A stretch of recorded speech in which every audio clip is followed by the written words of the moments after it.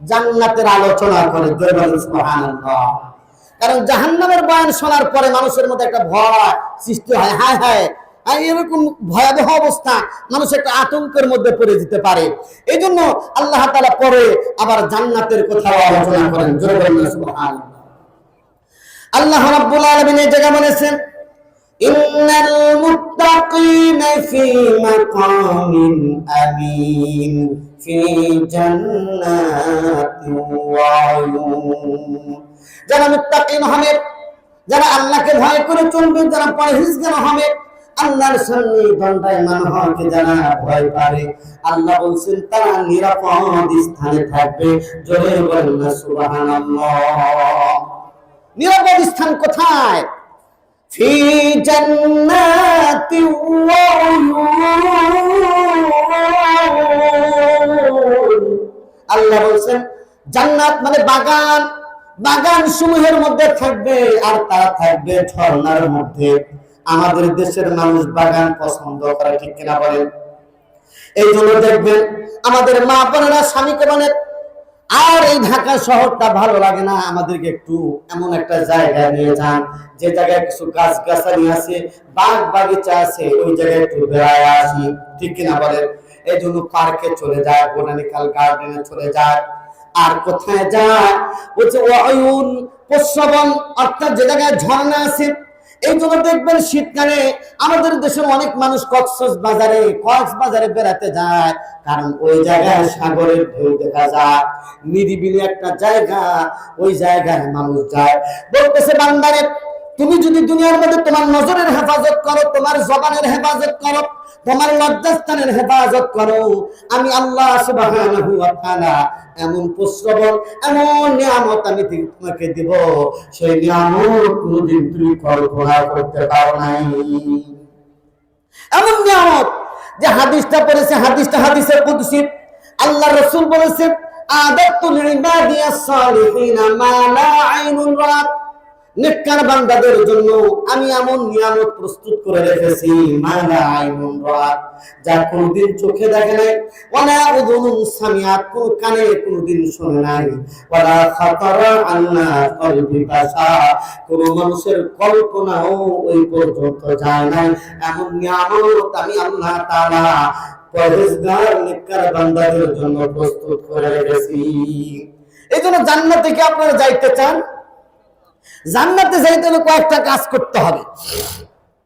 আল্লাহ রাব্বুল আলামিন বলেছেন, উইদ্দাত লিল মুত্তাকিন, এই জান্নাত আমি মুত্তাকিনদের জন্য বানিয়েছি।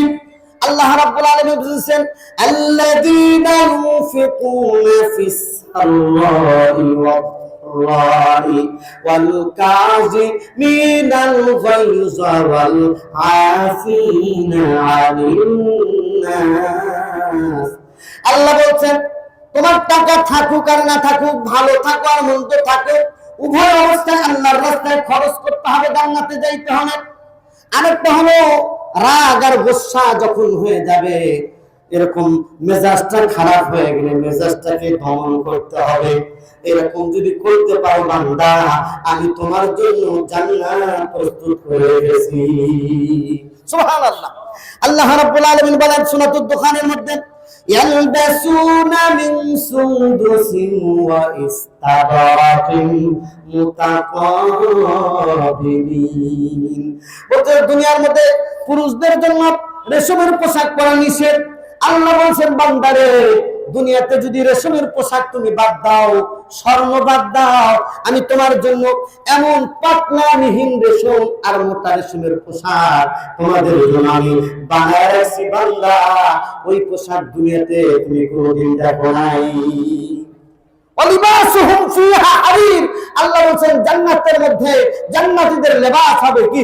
রেশমের। জোরে বলেন সুবহানাল্লাহ। রেশমের পোশাক কেনা, সিল্কের পোশাক কেনা কয়জনের ক্ষমতা আছে বলেন? সবাই কি কিনতে পারে? আমাদের মতো গরিব মানুষদের দ্বারা সম্ভব? আমার প্রিয় ভাইয়েরা, কিন্তু আল্লাহ রাব্বুল আলামিন বলছেন এই রেশমের পোশাক তোমাদেরকে দেওয়া হবে। আর ও দুনিয়ার মানুষ, তোমরা নারীদেরকে নিয়ে ব্যস্ত আছো, নারীদের পিছনে তোমরা দৌড়াও, নারীদের সাথে তোমরা অবৈধ মহব্বত আর ভালোবাসা তৈরি করো। আমি আল্লাহ রাব্বুল আলামিন তোমাকে যে জান্নাত দিব, وكذلك زوجناهم بحور عين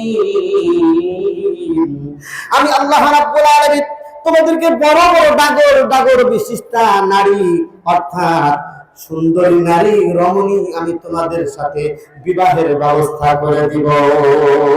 সুবহানাল্লাহ। নারীদের চোখ একটু তুলনামূলক বড় হওয়াটা এটা সৌন্দর্যের আলামত। এই জন্য আল্লাহ বলছেন ওয়াকাযালিকা যাওয়াজনাহুম বিহুরিন আইন, হুরে আইনের সাথে হুরে আইনা, তার সাথে আমি তোমাদের বিবাহ করাই দিব। জোরে বলুন সুবহানাল্লাহ। হুরে আইনা কারা কারা পাইতে চান?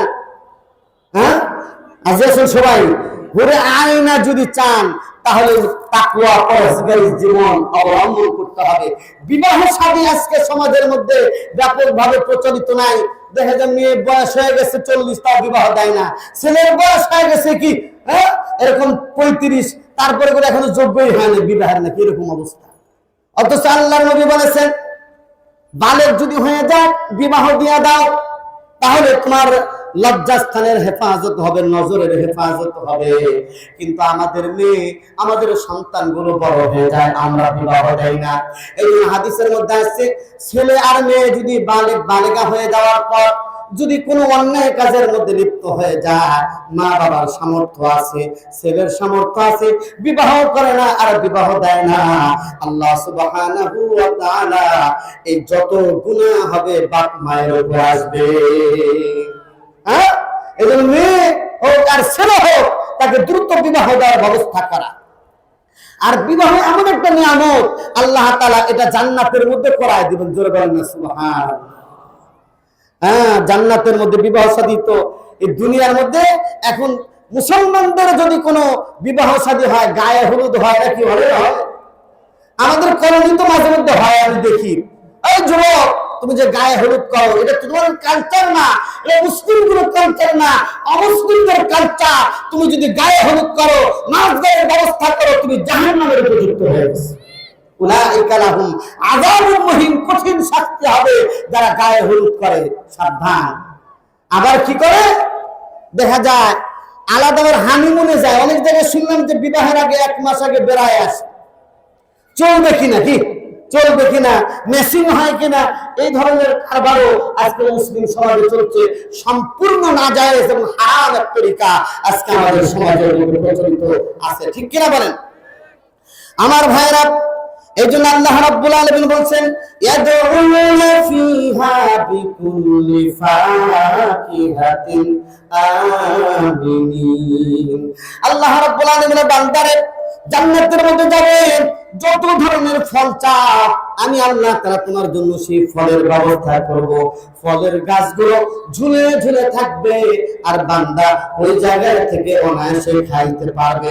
ওই জায়গায় শুধু খাওয়া না, বরং আল্লাহ সুবহানাহু ওয়া তাআলা প্রত্যেকটা ফল বান্দার সামনে জুস বানায়া, শরবত বানায়া বান্দার সামনে আল্লাহ পেশ করবেন। চিৎকার করে বলেন না সুবহানাল্লাহ। তবে মানুষ যখন মারা যায় বা মরে যাবে, তখন আল্লাহর কাছে আল্লাহ আমাকে একটু সুযোগ দেন, আমি আবার যে নামাজ পড়বো, আবার গিয়ে আল্লাহওয়ালা হয়ে যাব, এরকম আল্লাহর কাছে সুযোগ চাইবে। আল্লাহ বলেন ওয়ালা ইউআখিরুল্লাহ নাফসান ইযা জা আজালুহা, কোশ্চিনকালে মরে যাওয়ার পর আর মৃত্যু তোমার হবে না, মরে যাওয়ার পর আবার আসার কোনো সুযোগ তোমার নেই। এটাই আল্লাহ বলছেন লা ইয়াযুকুনা ফিহাল মাউতা ইল্লাল মাউতাতাল উলা, সেখানে শুধু একবারই সে কি করবে, মৃত্যুর স্বাদ আস্বাদন করবে। এই জন্য একবার মৃত্যুর পরে আর দুনিয়াতে আসার কোনো সুযোগ নেই।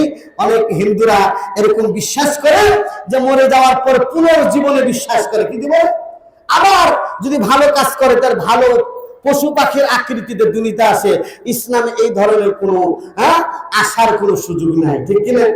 এই জন্য প্রিয় ভাইরা আমার, আমি আপনাদেরকে আর কিছু বলতে চাই না। আমি বলতে চাই আল্লাহ তাআলা জান্নাত দিবেন ফাদলাম মির রাব্বিক, আল্লাহর পক্ষ থেকে অনুগ্রহ স্বরূপ আমল ভালো, এই জন্য জান্নাত পেয়ে যাবো তা না। আল্লাহ যাকে অনুগ্রহ করবেন তাকে দিবেন, তবে এটা উসিলা হলো আমল, অর্থাৎ নেক আমলের দ্বারা। আর আমল যদি খারাপ হয় তাহলে জাহান্নাম ছাড়া কোনো রাস্তা আমাদের নেই। আজকে আমরা দেখতেছি পুরা মুসলমান, পুরা মুসলিম উম্মাহ আজকে জাহান্নামের দিকে দৌড়াচ্ছে। এজন্য আসুন আমরা জাহান্নামের পথকে ছাড়ি, জান্নাতের পথকে ধরি। আর জান্নাতের পথে চলতে হলে আলেম ওলামাদের সাথে থাকতে হবে, ঠিক কিনা? আজকে অনেক ভাইরা আছে তারা আলেম ওলামাদেরকে বলে যে সব গোমরাহ হয়ে গেছে, ঠিক কিনা? ঠিক আছে, ঠিক আছে। তাহলে আলেম ওলামাদের সাথে থাকবেন, আল্লাহ ওয়ালাদের সাথে থাকবেন এবং ভালো মানুষের সাথে ওঠা বসা করবেন। ইনশাআল্লাহ জীবন সুন্দর হবে, আমল ভালো হবে, জান্নাতের পথে আমরা যাইতে পারবো। আল্লাহ সুবহানাহু ওয়া তাআলা আমাদের সকলকে আমল করা, বুঝা, বক্তা এবং শ্রোতা সকলকে আমল এবং বুঝা করা তৌফিক দান করুন।